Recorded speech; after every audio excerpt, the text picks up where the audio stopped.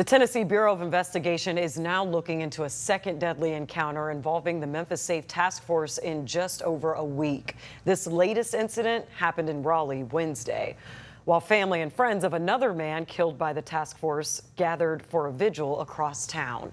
Now, both cases are raising questions about use of force, mental health response, and transparency during high-profile investigations. ABC 24's Lauren Turman joins us in the studio. Lauren. And tonight, Pepper, investigators are working to determine exactly what happened in both of these cases, while the family of Darren Pigram continues seeking answers.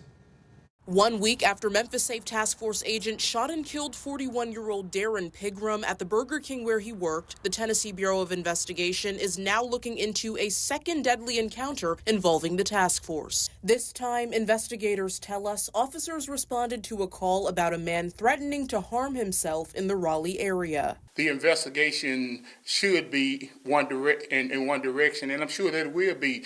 Were the actions justified? As families, friends, and supporters gathered on Wednesday night to remember Pigram during a candlelight vigil, another shooting involving the task force was unfolding across the city. According to the TBI, officers responded to reports of a man armed with a knife near 2100 Westchester Circle. Investigators say 25-year-old Jonah Neal had a knife when, for reasons still under investigation, a Homeland Security Investigations agent fired her weapon.